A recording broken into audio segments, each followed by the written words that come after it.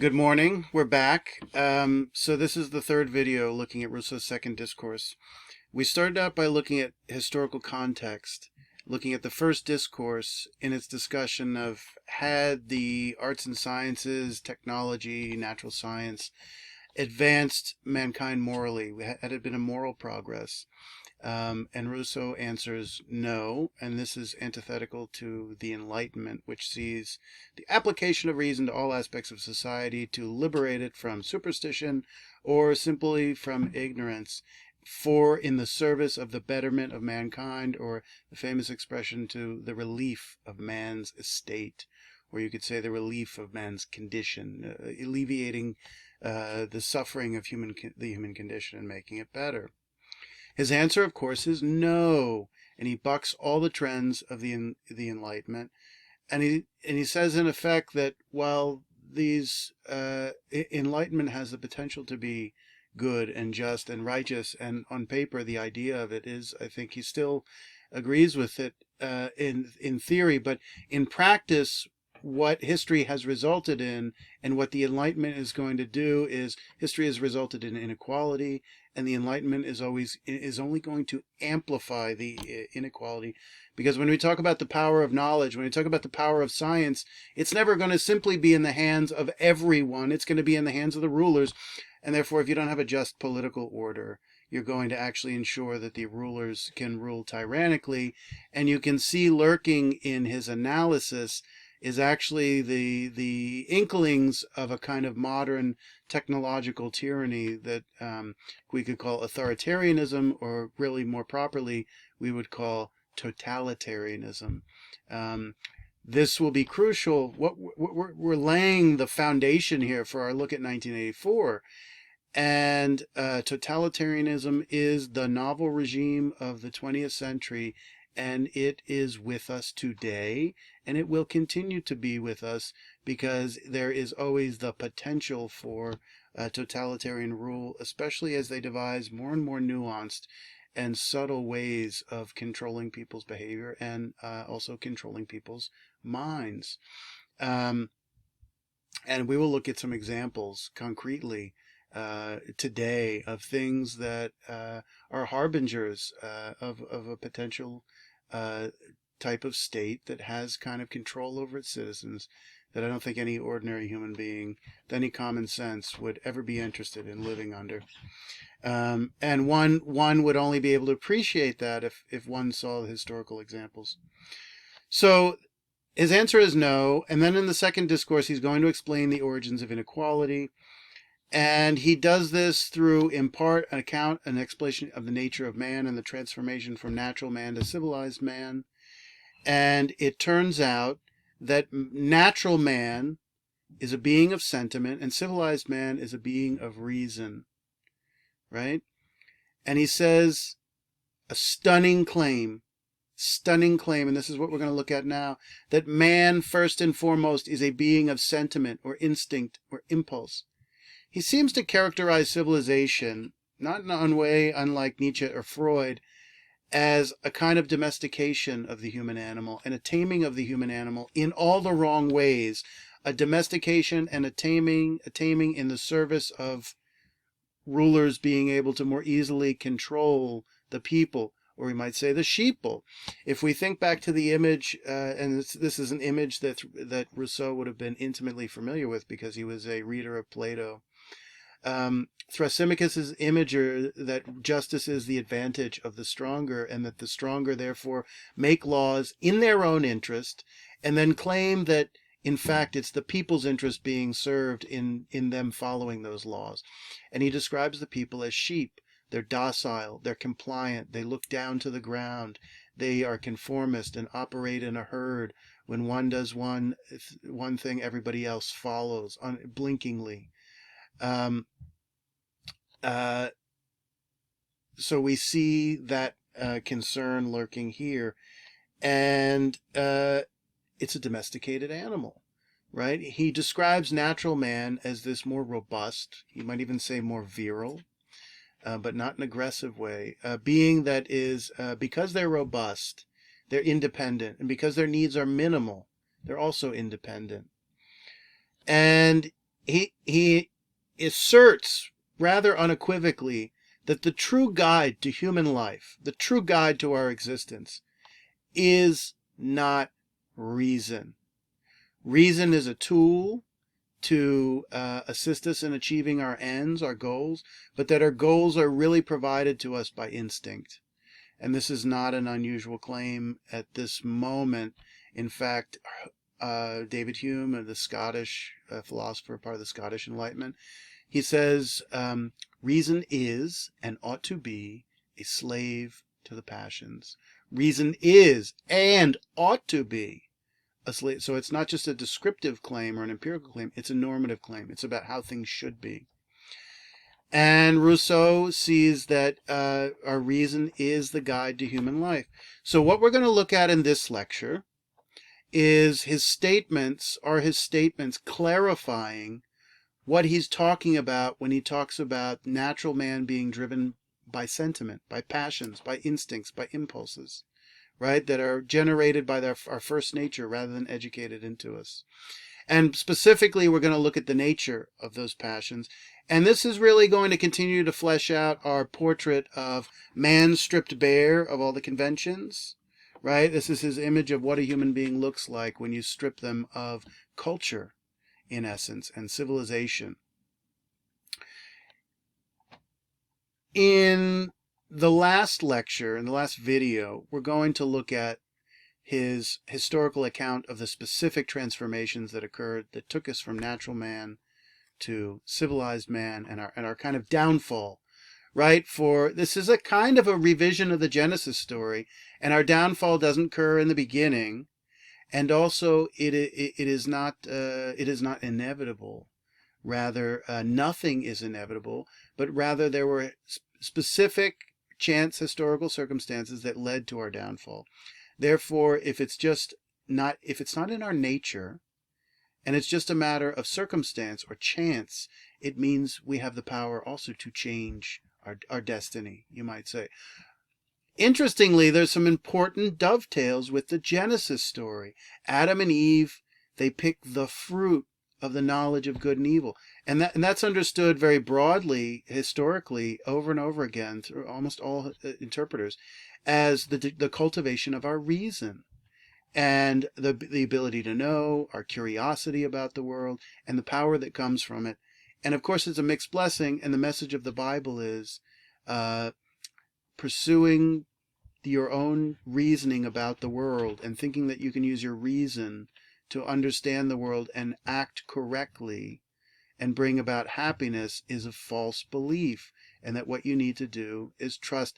Now, the Bible is not specifically about instincts or feelings or impulses directly. It's about faith in God and accepting as your Father the commandment He's given you. But of course, that's tied in with basic instincts, because the piety inspired there is more of a passion than it is a kind of rational response.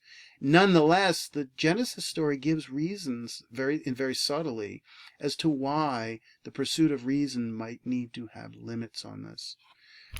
Okay, so let us turn to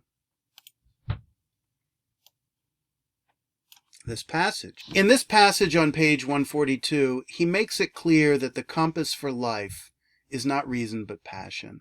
He says, regardless of what the moralists may say about it, the human understanding owes much to the passions, which, as is commonly admitted, also owe much to it. Now notice he talks about the reciprocal influence of passions on reason and reason on passions. This is the story of the development of our eros.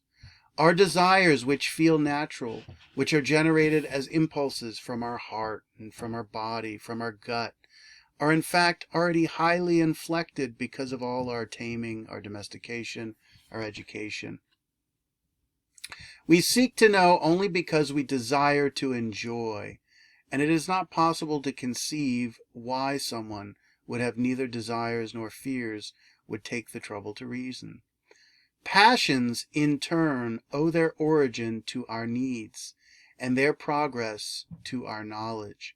For one can only desire or fear things in terms of the ideas one can have about them, or by the simple impulsion of nature. And savage man, deprived of every sort of enlightenment, experiences only the passions of the latter kind. His desires do not exceed his physical limits. So let's translate a little this. He talks about the reciprocal influence of reason on passion and passion on reason, right? Passions compel us to desire and to fear things. You could probably sum up every passion as a desire for something or a desire to avoid something, right? And the point is that natural man, his passions have solely been determined by his natural impulses, his biological impulses. They haven't been shaped and coded by language, ideas of what Rousseau's going to call ideas of merit and beauty, but we might talk about this as related to the creative function of language, and I think he would too, that language has the power not only to describe our emotions, but perhaps much more importantly, to create emotions. In the symposium, we talked about the running concern of those speakers is that yes, there is this initial erotic desire for procreation and sex, but built on top of that, throughout civilization, are concepts, ideas of merit and beauty. We can see why ideas of worth and beauty are connected with love, because we do not love that which we do not value, and we do not love that which we don't find beautiful. Right? But what civilization, society, and ultimately civilization do is build a series of concepts on that initial instinct and literally transform psychologically that impulse of sex into, the word Freud would use is sublimation, that it transforms that impulse into higher impulses, right? The point is, the savage man has not developed all those ideas and expectations of what he should want because he's not living in society and it doesn't have civilization and doesn't have culture. And one of the key things here is that his desires are very limited, right? His desires are limited. So he says the only goods, that's the things he wants, he knows in the universe are food, a female, rest. The only evils he feels are pain, hunger, and I say pain and not death, for an animal will never know what it is to die, and the knowledge of death and of its terrors is one of man's first acquisitions on moving away from the animal condition. So you cannot have foreboding about death unless you can have a concept of the future and a concept of what it means to die. Animals die, but they can't conceive of it because they can't conceive of the future and they can't conceive of their own death, therefore, right? If we think of Hobbes' primary motivator, it's the fear of death. And Rousseau is saying, well, that's already a fear that's cultivated in civil society. That is not a natural fear to animals. So what's the key thing here? Look at how limited the desires of natural man are. Food, shelter, and rest, and sex. Both for the pleasure of sex and the procreation. And this is a key passage. He says his desires do not exceed his physical needs. And I might also add, his desires do not exceed his ability to satisfy them. So to say his desires do not exceed his physical needs is to say here we're in, we might call it an economy of need. He's only concerned with the basic necessities of survival and he doesn't need anything more. And that is precisely one reason that allows him to fulfill his desires, because they're so limited. And then the second is he's able to meet those desires because he's robust. What will be the problem of civilized man?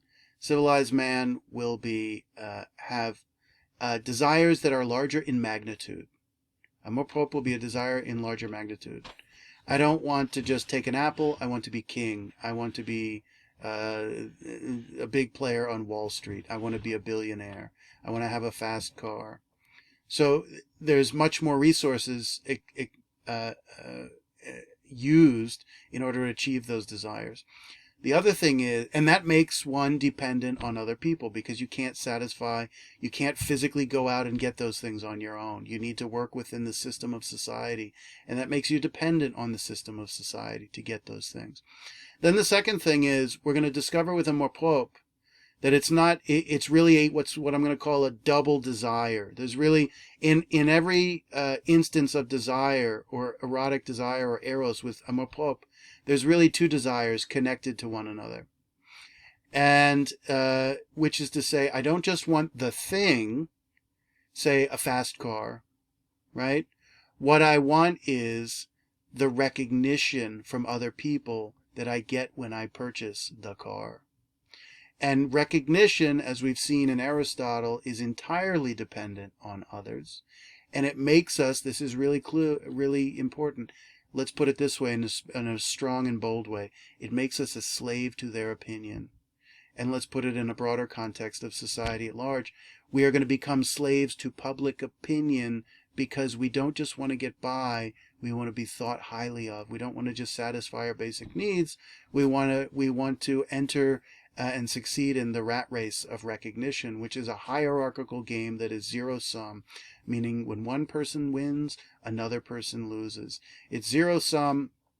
As Hobbes said, you can't have everybody win the Super Bowl, otherwise that's not winning. Everybody can't be king, or that's not what it means to be a king. Right? So you have to have haves and have-nots. You have to have masters and slaves. You have to have rulers and ruled in the game of recognition. Otherwise, for everyone to have recognition is for no one to have recognition. This is why we make fun of things like, telling every child in elementary school that they're all brilliant, because we know it's a meaningless statement. And if everybody's brilliant, the word itself doesn't mean anything. So we're going to look very specifically at the distinction between amour de soi-même and amour propre, but this is where he establishes essentially what natural self-love is. Just the self-love that drives us toward our basic needs and nothing more. And it's not even a disregard for the opinions of others.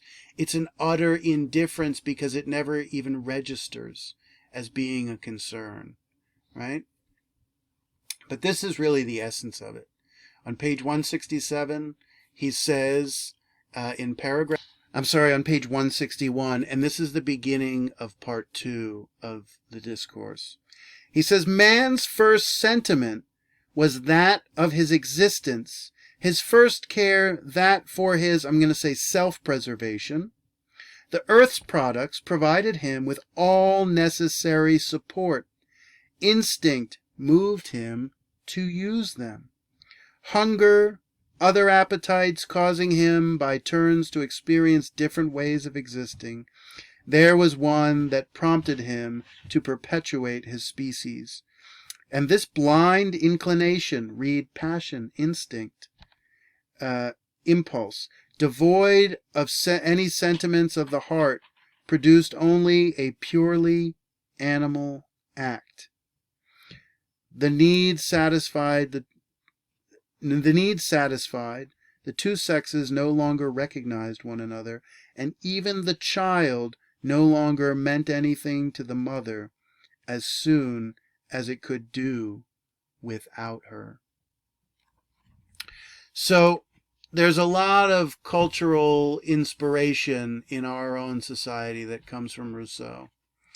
And perhaps during the 60s it was much more apparent and stronger, but this is a being, to put it in a way we're all going to be familiar with, this is a being that lives in the moment, right? It's not thinking about the future. It's not thinking about its actions in relationship to the past. It's not experiencing regret. It's not hoping for the future. It's simply acting in the moment on its impulses in a kind of pleasantly unconscious way that is not bringing the freight, the emotional freight that we all have with us as adults.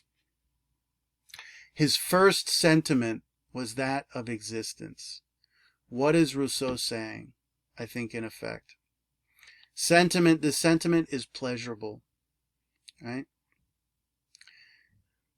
The sentiment of his existence is just the awareness and feeling of being alive. It's a kind of joie de vivre, it's joy of life, the joy of being alive. It feels good. It's pleasurable to be alive. It's pleasurable to comfortably preserve oneself, right? Now think evolutionarily, that's so obvious. If life was not pleasurable, if the sentiment of existence was not enjoyable for any animal, they would never, from a Darwinian perspective, perpetuate their species, right? So what does this guy need? He doesn't need HBO. He doesn't need a phone. He doesn't need a six-pack of beer. He doesn't need Doritos. He has a permanent wellspring of pleasure that comes from being alive and just keeping himself alive. You see how utterly simple and utterly streamlined that is. The earth's products provided him with all necessary support. So in civilized man, we're not going to enjoy our sentiment of existence because we're going to feel burdened in the rat race of society.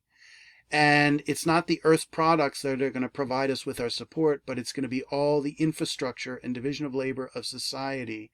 And we're going to be, and other people, and we're going to be utterly dependent on it. Because, earth doesn't have a will, doesn't make demands of us. And instinct moved him to use them. So this is a being driven by instinct. And the appetites he has, well, we talked about it in the previous hunger and other appetites causing him to experience different ways of being. He acts on blind inclination, devoid of any sentiment of the heart. This is not a sentimental. See, the problem with this word sentiment is it's connected with our word sentimental, which has a very specific emotional connotation. But he's actually saying this is a being that's not sentimental. It doesn't well up and think about its own emotions. It's just acting in the, you might say, the emotional present. In a purely, he says, a purely animal act. To such an extent that there's no family. The family, for Rousseau, is a concept, a created concept in language, placed on top of the sexual act, that transforms the sexual act into the basis for a social unit in which you're no longer a solitary individual, but you're a subordinate piece in a larger whole, right? You're just a puzzle piece then. This original man is not a puzzle piece in a larger whole. He is the whole puzzle, right? So he then says, such was the condition of nascent man. Such was the life of an animal at first restricted to pure sensations.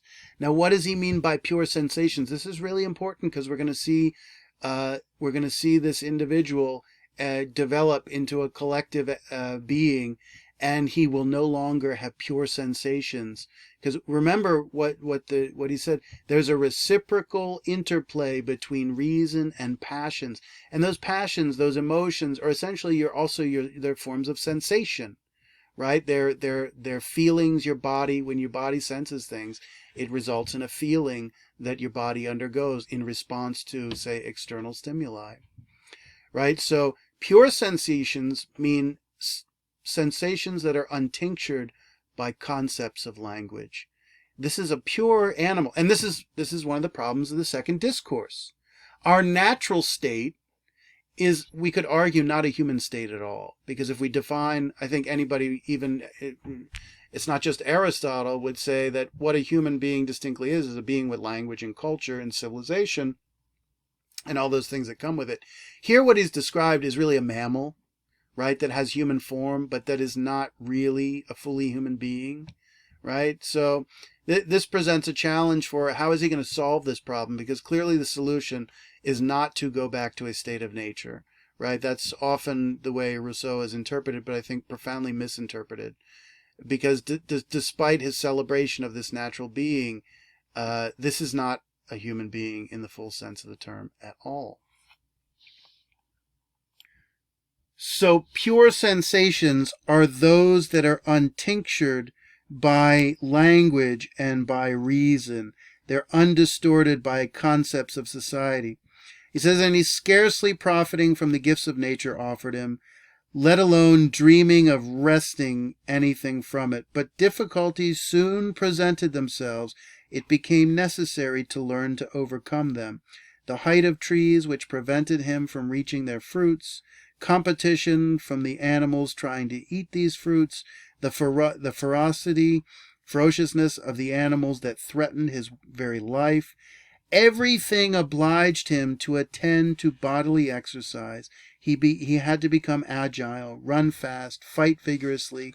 The natural weapons, branches and stones, were soon at hand. He learned to overcome the obstacles of nature, fight over animals when necessary, even contend even with men for his subsistence, or make up what had to be yielded to the stronger.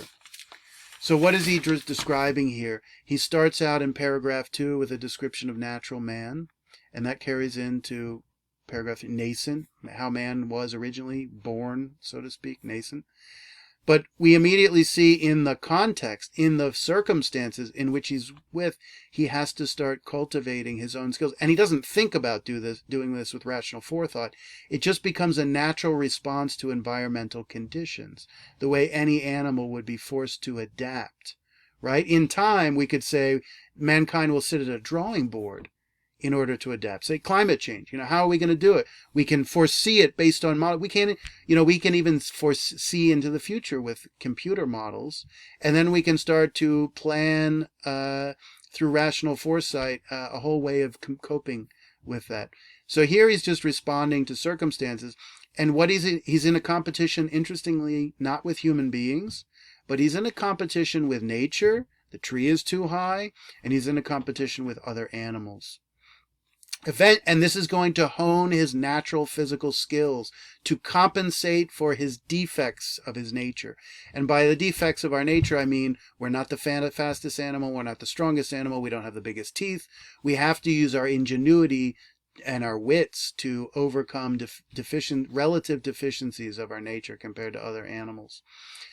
Ultimately, when this being enters into the social context, which we'll see in the next video, that all those skills, those coping skills, those adaptation skills are going to be adapted to the conflict, the competition, even the war with other human beings. And we're going to train our intelligence on the target of human competition. Now, if this looks like a very evolutionary explanation, that's because it is.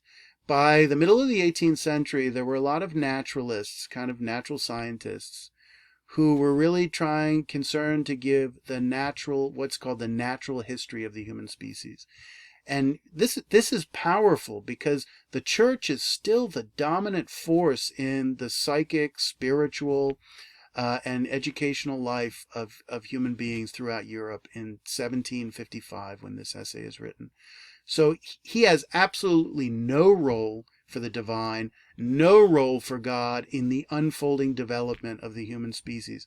It's very clear in this account that man's reason, that special divine spark that God gave Adam when he breathed life into him, is not from God in this story, but rather is a response to circumstances and environment based on potentialities of, you could say, the human genome, or just our biological nature. And this is a story, maybe some of the details are wrong, but this is a story that is exactly the story evolutionary biologists tell today about the development of human civilization. They may emphasize certain things more and disagree with other things, but it's really crucial. So we already see him stepping onto the way toward this transformation from natural man to civilized man. We're focusing on sentiment here, though. One of the questions is, why is this being not in conflict with other beings? And he doesn't deny, this is important, he doesn't deny that there will be conflict with other human beings over food. And he's just given you an example in which he says at some point he may have to fight other human beings for food if the supply is scarce and that's the only available source of food, right? His point about the lack of conflict is that there is no motor psychologically for conflict, and it's not ongoing conflict. It doesn't create conditions of permanent enmity, or what Hobbes would have called a state of war. Now let me clarify. I've said that amour propre is really a double desire. There's really always two desires connected with it, and amour de soi-même always has the single desire.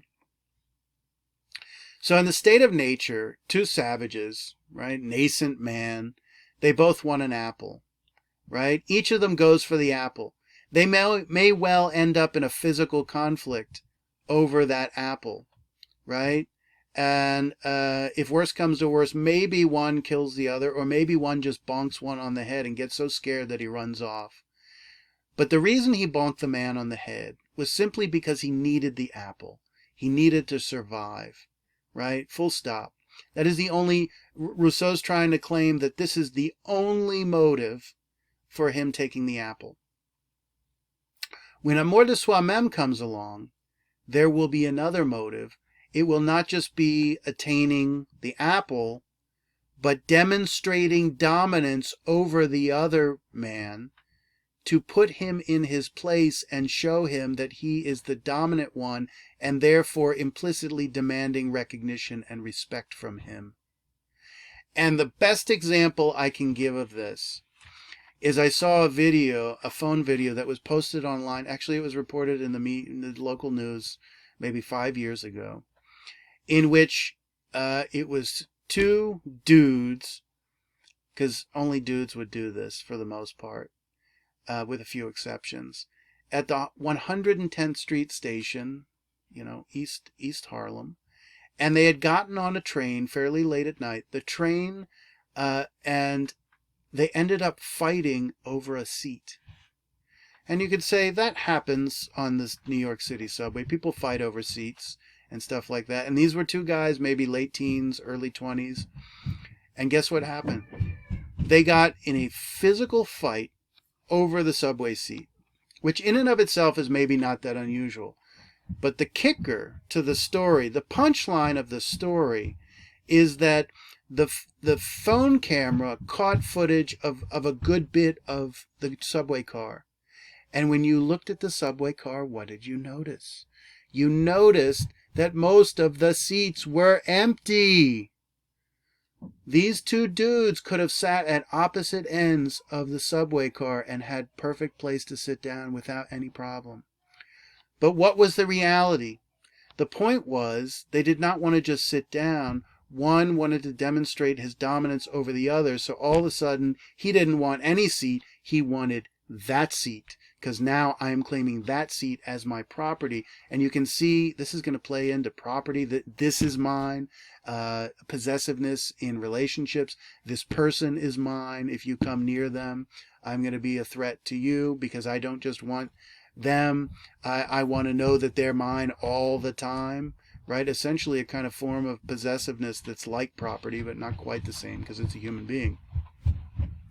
So let's say natural man, he gets on that same subway car.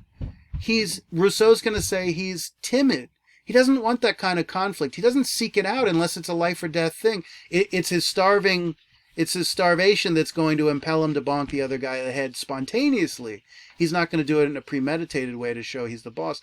And, the guy from the state of nature is going to get on that subway car and he's going to go, whoa, I just walked all day. I'm really tired. My goal is to sit down. And so he sits down. But there's another reason why Rousseau believes that mankind is naturally not in a conflictual state. And it's connected with amour de soi-même, or self-love, and it is the sentiment of pity. And he thinks the sentiment of pity fundamentally in the state of nature is the thing that prevents people from entering into conflicts. And here he describes the sentiment of pity on page 154. He says this. He says, "It is therefore quite certain that pity is a natural sentiment which, by moderating in every individual the activity of self-love, contributes to the mutual preservation of the entire species." Now, before we get specific about what pity is, because he has a very specific definition of it, right? It's a certain type of compassion, a certain type of feeling sorry for another. Let's talk about what he thinks pity does. First, he says it's a natural sentiment, and then he says it moderates the activity of self-love in every individual, and it results in or contributes to the mutual preservation of the entire species. So natural man is not in a warlike state, and it's because his needs are limited, because he does not desire recognition, and because of pity, it keeps him from any extensive or ongoing conflicts that result in something like war or revenge. They don't exist. These motives simply do not exist for this being. Notice what he says it does. It achieves this peaceful harmony or state of harmony between individuals because it moderates the activity of self-love. And actually, we're going to find out that pity is a part of self-love. It's a process of identifying with someone else because they're like us. And in that, it's self-love extended to other people, because we recognize, let's just say, our common humanity. And I think he gives an example of actually not just our common humanity, but common animals that are like us. He talks about it, seeing a dead deer and becoming aware that that could be us. Now, for Aristotle, for the Greeks, for almost every thinker until the 18th century, what moderated our passions were not other passions, right? That's really crucial. Rousseau and other thinkers in the 18th century are the first to really propose in an explicit way that there are social passions that can moderate or counteract or restrain other passions that could be more destructive and harmful to other people.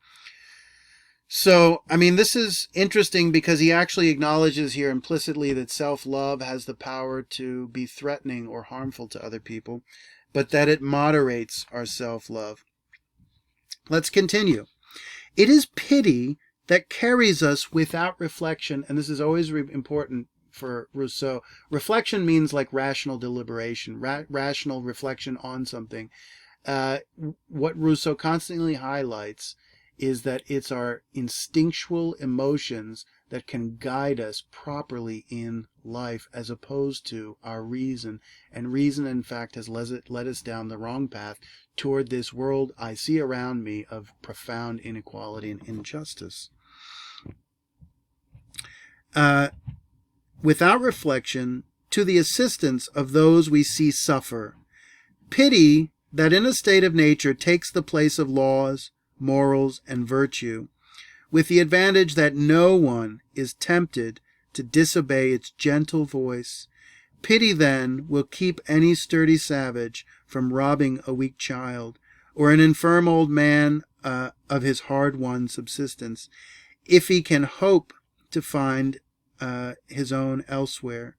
Pity that, in place of that sublime maxim of reason justice, do unto others as you would have them do unto you, inspires in all men this other maxim of natural goodness, much less perfect, but perhaps more useful than the first. Do your good with the least possible harm to others. It is, in a word, in this natural sentiment, rather than in subtle arguments, that one has to seek the cause of the repugnance to evil-doing, which every human being would find even independently of the maxims of education. What is he saying? He's saying that the golden rule, do unto others as you would like to have done to yourself, is the result of reasoning and reflection, and took thousands of years for people to verbalize that as being the kind of universal moral commandment of humanity. And I think he's certainly not the only person to claim that it's kind of the universal moral commandment of human society. He says, in place of laws in place of virtue, which are all the result of speech and reason and promulgating and then having a top-down authority to regulate people. In the place of all that, pity wrote in our heart the original law, and the original law is very much like do unto others, but rather it's do your own good with the least possible harm to others, which is really, if you think about it logically, it's virtually the same. Virtually the same. He says, while Socrates and minds of his stamp may be able to acquire virtue through reason, right? Mankind would long ago have ceased to be if its preservation had depended solely on the reasoning of those who make it up. Right? What is he saying? That we're actually capable of moral autonomy, meaning that by nature we have all the tools to regulate ourselves properly. We don't need boundaries because we have the sentiment of pity, right? And what pity does is it, as he explicitly says, it moderates our impulses in a way that means that we don't have to have a monopoly of power sitting above us called government to regulate our conduct. Right? Think about that. He says Socrates, he's a great Greek philosopher, achieved virtue through reason. Well, what's his claim? That savage man achieves the natural equivalent of virtue through instinct, through sentiment, through passion, through natural impulse. Right? Now, it's really interesting because once we've kind of understood this, then we can ask the question, do we agree with it? So we're going to read paragraph 39 here in just a moment, but let's be clear. Pity is actually an extension of our self-love. We feel pity or compassion. Compassion, the word literally means to suffer with someone, to put oneself in another person's shoes and feel, you could say, feel their pain, feel their suffering. And the reason we're able to do that is precisely because we can identify with them. This is a being like ourselves. I know what it's like to suffer. I see them suffering, therefore I can, through a kind of an awareness of mind, an awareness of what it's like to be them, I can have an experience of what it's like to be them. Therefore I can feel pain for them, even though I'm not having the physical, let's say the physical pain that they're having. In particular, because they are like me, I can say to myself, well, that could have been me. Therefore I am concerned with them because it could have been them.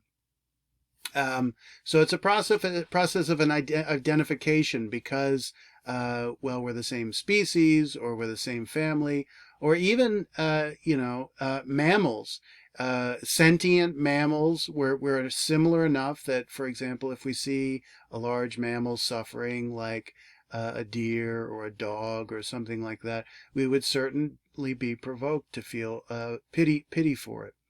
Right? And the point is, pity is the result of awareness of our similarities to others. We love ourselves most, and we love things that are like us, and therefore we're able to identify with them, and therefore we're naturally not inclined to be aggressive for the sake of threatening them directly, but only if they threaten our well-being are we going to be inclined to be in conflict with them at all. So in 39 he says, with such sluggish passions and such a salutary curb. So sluggish passions are because they're limited. And the salutary means healthy, and the curb is the thing that restrains. So it is pity that is the salutary curb to restrain our passions. We're more fierce than wicked. We can be a ferocious animal, but we don't have malintent. I mean, this is the same argument we make about dogs. Why are dogs better than human beings? Because they do dumb things every now and then, but they're not malicious. They don't have malintent, right? Human beings are naughty because they have reason to do malicious things. Aristotle is in agreement with Rousseau to the extent that reason has the power to make us angelic or the power to make us diabolical. He says as much, says in the early pages of the Politics, man has weapons, and when he talks about weapons, he's talking about our reason to be diabolical or to be angelic. And we're more intent on protecting ourselves from the harm they might suffer than tempted to do any harm to others. Men were not prone to very dangerous quarrels, since they had no dealings of any kind with one another. That's crucial. Part of the reason they're peaceful is because they're not around each other. We all know familiarity breeds contempt.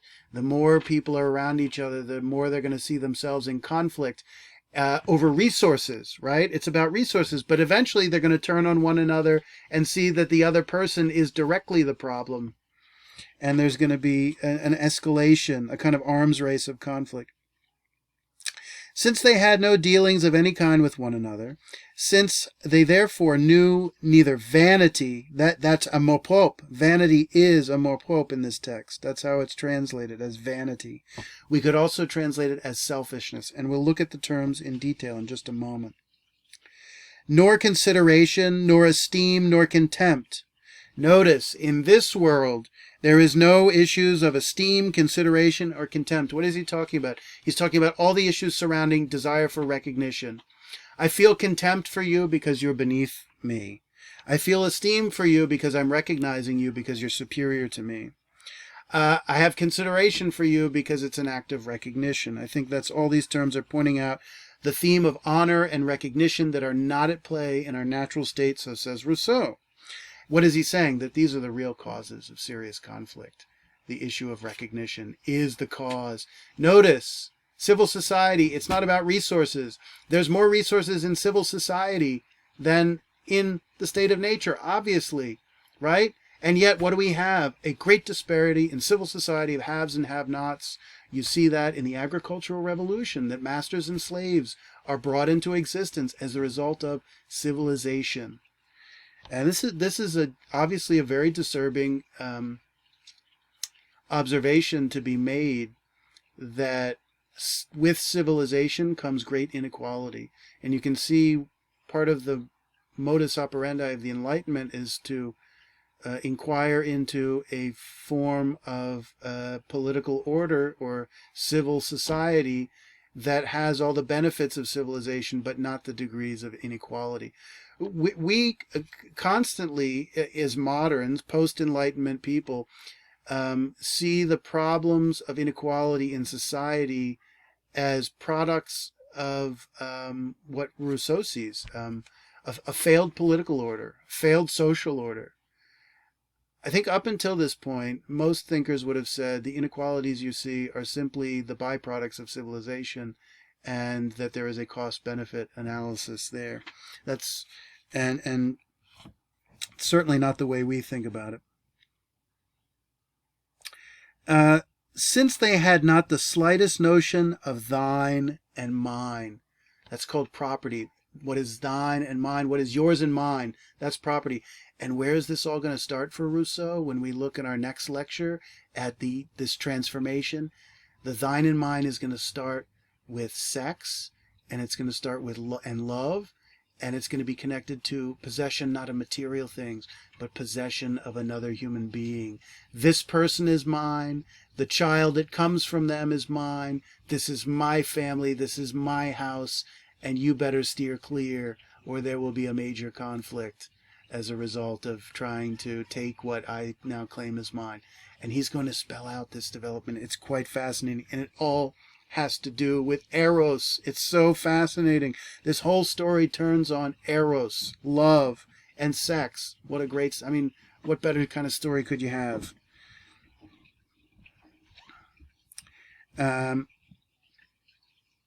They have no concept of thine and mine, or any genuine idea of justice, right?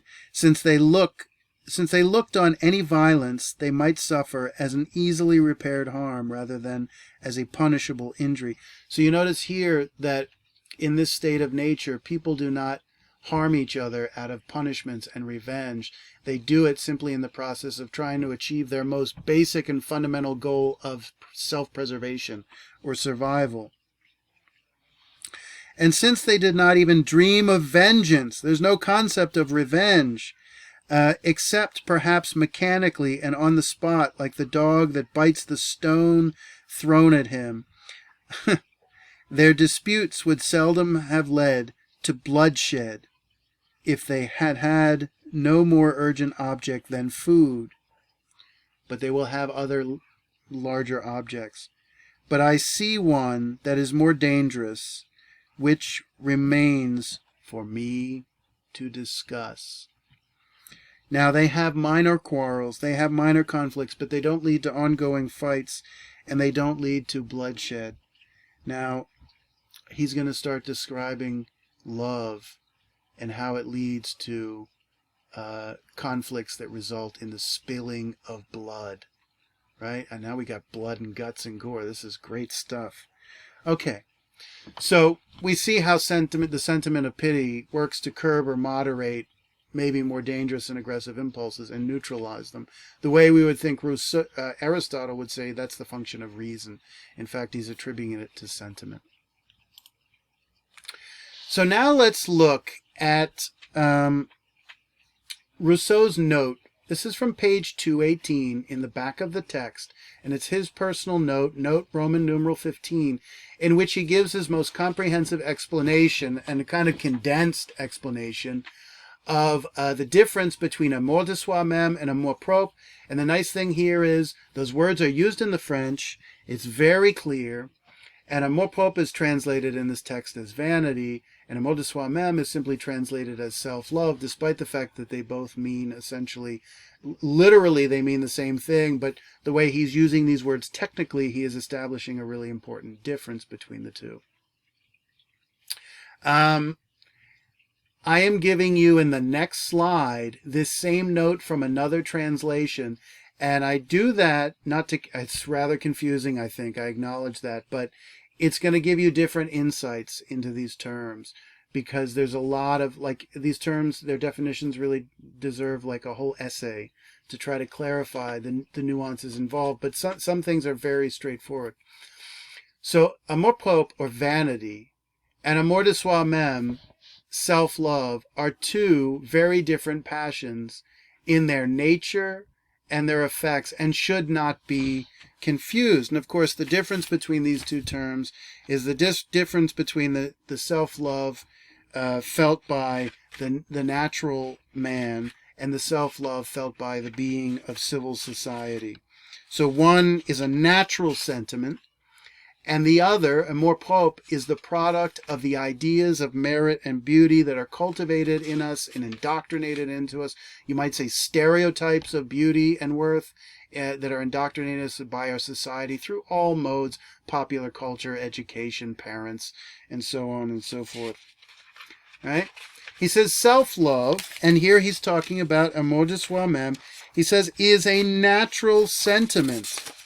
Is a natural sentiment which inclines every animal to attend to its self-preservation. So I read you that passage earlier, I think page 161, in which he says the first sentiment man's experience is his own existence. And existing means living. And living means you're preserving yourself, right? So the sentiment of existence is directly tied to preservation, self-preservation, life. So therefore, at the root of this natural self-love is self-preservation and the pleasure of being alive. And really, every other feeling of this natural self-love is really derivative of that fundamental impulse to stay alive because it feels good to stay alive, right? This, we've made it clear, like, species would not exist if they didn't enjoy being alive, right? And which, guided in man by reason and modified by pity, produces humanity and virtue. So notice he says there is some modicum of reason involved in guiding our actions, but really he says the drivetrain of our life is not reason, but impulse, right? This is a major claim. Very different from Aristotle. And so happiness for us is achieved by being sensitive to this natural sentiment. Reason is only used in a modest way, and pity works together to moderate our impulses, and we're happy. He says, amour propre, on the other hand, is a relative sentiment. Now, this is a really important concept. It's a relative to what? I think it's relative to two things. And to be honest, it's not clear which he means, but he could mean both at the same time. It's relative to your circumstances and your time and place.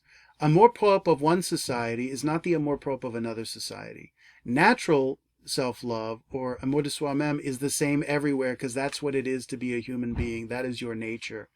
But amour propre is relative to your time and place, to the cultural habits of your society that are all distinct and unique to some degree or another. Amour propre is also relative in that it is a desire that is always relative to other people, either individuals, but also individuals as manifestations of your collective identity, right? So it is a desire that puts you, that is aware of, or makes you aware of, your relationships with other people. It encourages you to compare yourself to others, and built into the desire itself is a desire to compare and therefore to be recognized as superior. So he says it is a factitious sentiment born in society which inclines every individual to set greater store by himself than by anyone else, inspires men with all the evils they do one another, and is the genuine source of honor. And honor is this sense of being recognized for your superior worth compared to other people. Factitious means fake, false. It's a lie. It's artificial. And it's artificial precisely because it's born in society and not consistent with our nature. It inclines every individual, to set greater store by himself than anyone else, to set a greater sense of worth. The man in the state of nature is not comparing himself to the other person. He doesn't care. It is irrelevant. The other person's not even around. But the moment we're around other people and they're closing in on us, we look over our shoulder and we realize someone else is watching us. And they look over their shoulder and they realize we're watching them. And we're saying, well, that's interesting. That person's really good at that. And I'm not so good at that. I feel insecure. I need to outdo them. And society, the whole rat race of society, the division of labor, gets built up around this impulse and drive to be recognized in comparison to one another.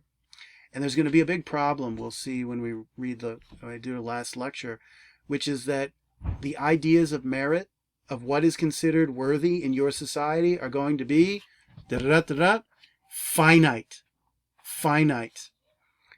If you really wanted to have a happy society, I suppose you'd have to have a specific idea of merit tailored to you and your capacities, and everyone would have that tailored.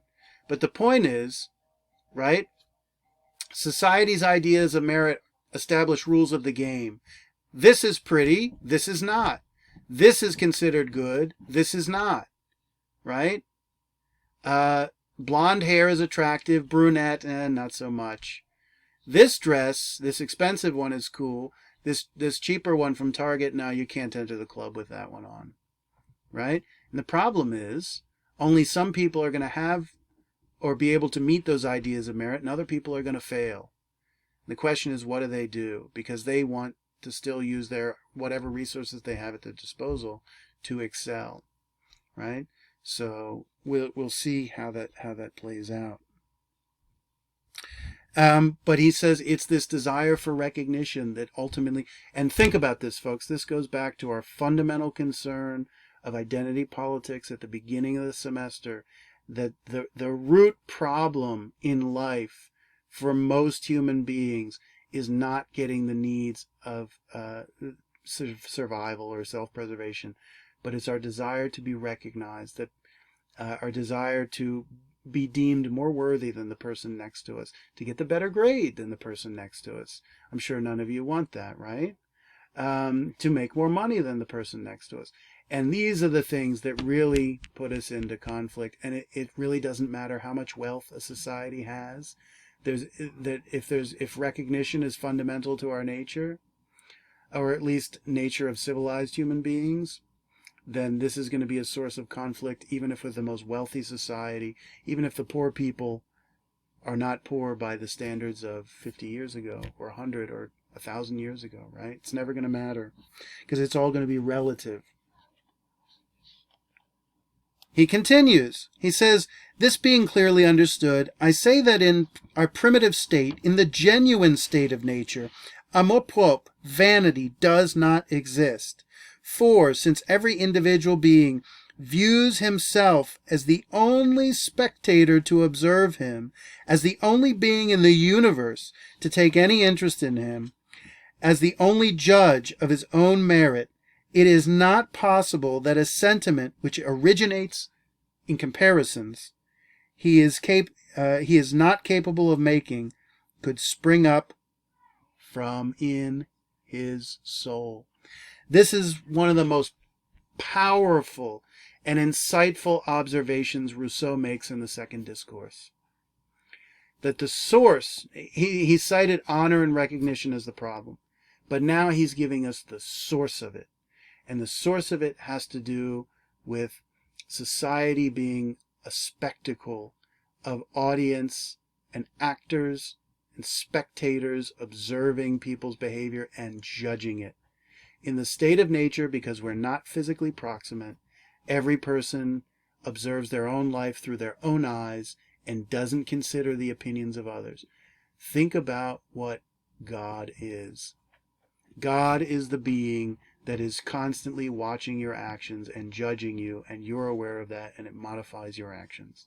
Precisely since we're not being judged by others, and we're not aware of being judged by others, we're thinking only from our own point of view. The moment we get in civil society, we're going to be aware of other people judging us, starting with them viewing us, and we're going to internalize their gaze, or we're going to internalize their view of us, both visually but also cognitively, the type of judgments we're going to make about ourselves. When we think about ourselves, we're only going to think the opinions of others. And when we think about others, we're only going to think about our own needs and desires, Rousseau says in the Amour.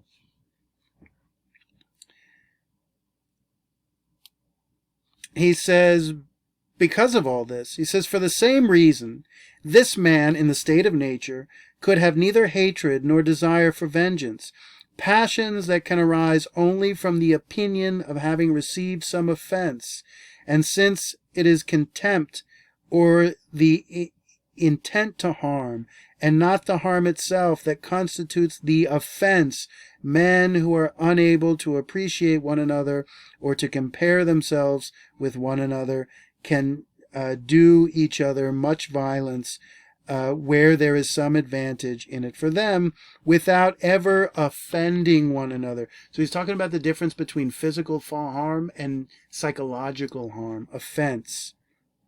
In a word, every man viewing his kind scarcely differently from the way he would view animals of another species, can rob the weaker of his prey, or yield his own to the stronger, without considering these acts of pillage anything but natural occurrences, without the slightest stirring of arrogance or resentments, and with no other passion than the pain or pleasure at success or failure. Let me give you an example to illustrate. What he's talking about is the distinction between animal pain and the psychological suffering that occurs in society when one is not recognized publicly. So let's take the example of boy and girl are out on a date in public, and everybody's kind of paying attention. Oh, look at that couple. They're interesting. And the girl, for whatever reason, let's say she slaps him in the face, right? And what we're going to do here is distinguish between the physical pain of being slapped versus the psychic pain of being slapped and humiliated in public, right? So what really hurts is obviously not the physical slap, but even that might feel worse precisely because what's happening is he's having his own ego brought down a few rungs. And of course, he's going to retaliate in some way, not because of the physical harm, but because of the psychic harm of being humiliated in public. What's the point here? Natural man only cares about the physical harm, and there is no cognition, there is no consciousness of the psychic harm of being humiliated. It's totally irrelevant. This is like, natural man is kind of like Socrates.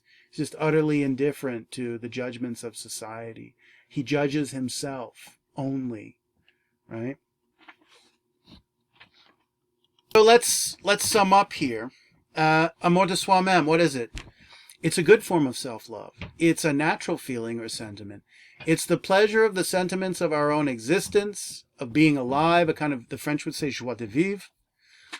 And it's the fundamental passion which drives us toward our own self-preservation and the goods and needs of self-preservation, and no more. Natural self-love has limit. Amour propre will be limitless, and that will mean two economies. Here we have a subsistence economy, in where people live by only what they need, subsistence, whereas the amour propre creates a never-ending desire for more, because once we get equal, I need to have more than you, and then this person comes up here, and I need to have more, and it's never ending because it's all relative rather than to being tied to your absolute necessity or your absolute needs. And you can think about, like, this is the origins of capitalist. This is the origins of a capitalist economy and a capitalist society. In his society, the 18th century, he saw this desire for more manifest in the necessity of luxury of the aristocracy to demonstrate their superiority to everyone else. And it manifests in their way of carrying themselves and their disdain for common folk, despite the fact that they were given this high status through, just convention rather than natural merit. So therefore it's a desire toward needs and not want, and it creates an economy of needs rather than an economy of wants. And of course, we live, and Rousseau lived, in an economy of wants, not needs. And want to say something you want to have but is not absolutely necessary. It's a non-comparative desire in which you see our desires through our own eyes. That's exactly what he's just described. It's an instinctual desire that is not shaped, or a passion that is not shaped by society's stereotypes, conceptions, or what Rousseau calls ideas or ideals of merit and beauty, or worth and beauty, right? It's a limited desire defined by the necessities of survival rather than wants. And then lastly, amour propre is connected with the sentiment of pity. Pity is really the social emotion that allows us to identify with other beings like us, but really pity is just an extension of amour de soi-même, because it really is just seeing ourself and our own natural desire for existence in another being through our capacity to identify with them, precisely because we see that they are similar enough to us, physically, emotionally, cognitively, and so on. So when we see that dog, or when we see that deer who's been hurt on the side of the road, we can see ourselves in it because we see the flicker of intelligence that they are experiencing suffering, not just from the physical harm, but their own cognitive awareness of the harm. So, for example, if you squish an ant, I'm sorry, you don't call in the Human Rights Council of the UN to do anything about it. Nobody cares, and, for good reason. So now we're going to talk about amour propre. And the key thing about amour propre is that it being a conventional desire, it's born of the conventions of society. And we might say what it does is it takes amour de soi-même and builds on top of it concepts from the created power of language, and then transforms that underlying desire into something totally foreign. It is no longer amour de soi-même. It's something different. And it does it through this process of the development of concepts or ideas of merit and beauty. Think about everything we like, we attribute worth to it. Everything we like, we find beautiful in some way, shape, or form, or pleasurable in some way, shape, or form. And what society is going to do is dictate what we would call stereotypes to us about what we're supposed to like. What we're supposed to like. What's the problem? Amour de soi-même has two features. It has a generic universal feature that is true of all human nature, right? Full stop. But then everybody experiences that feeling. Everybody lives their life in a slightly different way. We have different skills. We have different faculties. We have different abilities. We have different aptitudes. And therefore, the problem of these generic ideas of merit and beauty that are imposed on us by society, of what is success, of what is beautiful, they're not going to suit our own personal idiosyncrasies, our own individual. Now, we're not talking about a collective or universal nature. We're talking about an individual nature. But what we're going to have to do in this society, in the rat race of society, is conform to these expectations, because survival in society is not about getting food and water and a place to sleep, but it's rather about meeting all the expectations of education and job and love and all these rules. We have to follow and meet all these rules. And since they're not consistent with our own identity as individual human beings, our own individual nature, it's going to be suffering. It's going to be unhappiness. And we'll talk about examples in the next lecture. But he says, in civil society, they grow accustomed to attend to different objects and to make comparisons and imperceptibly acquire ideas of merit and beauty, which produce sentiments of preference. Sentiments of preference. Let me give you a really simply stereotypical. The dude says, I'm into blondes. I only date blondes, and like I'm not into brunettes. Right? Ideas of preference. And where did he get that idea? Did he invent the idea of blondes are hot and brunettes are not? Absolutely not. There is like decades and decades of American culture, in fact, going back to, before the Second World War, and who knows, maybe before, of this this cultivation of the blonde as somehow some special thing. And in fact, if you watch Marilyn Monroe films and other films from the 40s and 50s, there's the film Gentlemen Prefer Blondes. You can see the active cultivation and development of a certain stereotype that's supposed to be desirable to men, that even if people go to that film and say, it's just a movie, it's just a kind of joke, right? Nonetheless, they're going to be influenced enough, and everyone's going to say, you know what? Gentlemen do prefer blondes, and if you don't have a blonde, you're a loser. Oh, and I've got a blonde, and I'm superior to you. It's a very simple, very primitive kind of pecking order, and I wouldn't underestimate that argument, and I wouldn't overestimate our own natural inclinations in how basically primitive they are to desire these kinds of really simple things. The two guys fighting over on the subway over the seat, right? Eventually they're going to be fighting, at the beginning of time for Rousseau, they were fighting over the blonde, or the one who was considered attractive. And we can say beauty is in the eye of the beholder, but what does our society do? And of course, Rousseau would say that's absolutely true. And that's what we should pursue, things that we naturally find beautiful.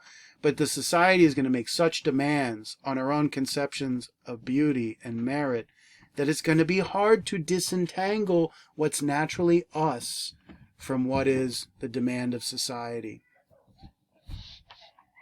Is amour propre. It's the bad form of self-love. It's the conventional form of self-love. And I think the two best words used to define it are either vanity or selfishness.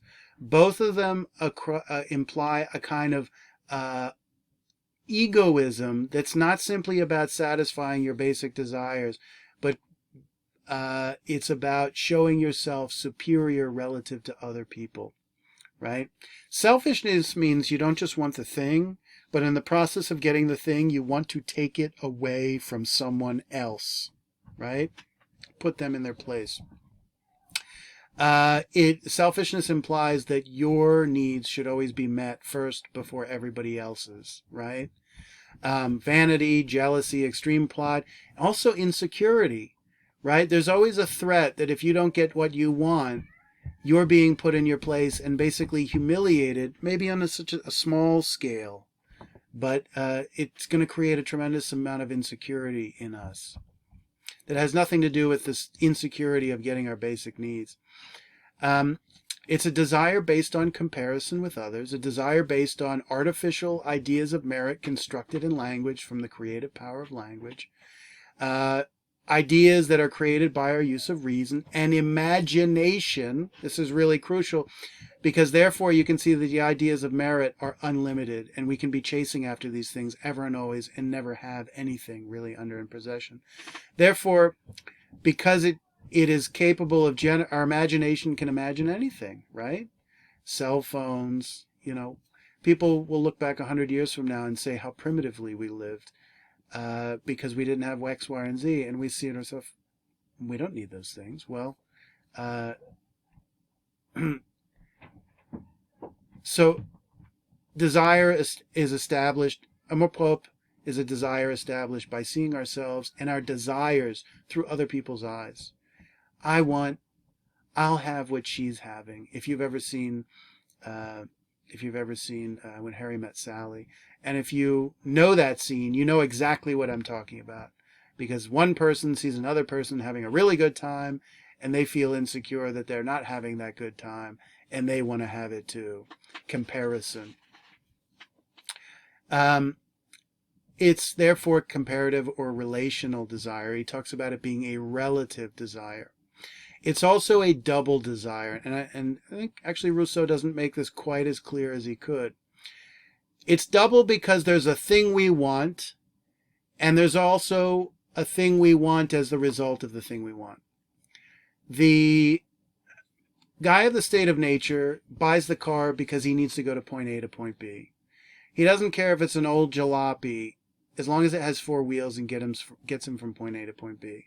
But the man of civil society, who's expressing his amour propre, wants the red sporty car with the hi-fi stereo system, right? Because he doesn't just want to get from point A to point B. He wants to demonstrate his superiority in the pecking order of society.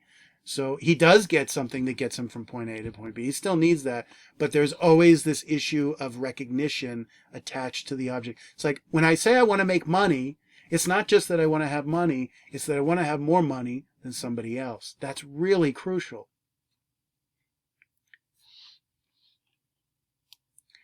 And then the catch of amour propre is that these needs can only be satisfied through the help of other people, because we're not robust enough to perform them on their own. And they're by definition social or socialized desires, in which their magnitude and the nature of them demands that we coordinate our behaviors with others, either in alliances or competitively, to be able to get these things. You can't get recognition from another person on your own. You need to have them to be a willing participant to recognize you, either because you've conformed to the idea of merit of beauty, or you've compelled them through force to recognize your status. So in the next video, we will look at his description of the historical transformation, the stages society went through, at least as he speculates, to try to recreate a history that really is something that has to be imagined. We'll look at how this transformation happens, and the thing I want to highlight is that it all turns on Eros. It all turns on Eros, and this is a totally fascinating and unusual explanation to the origins of political, economic, legal, and other types of inequality. Thank you.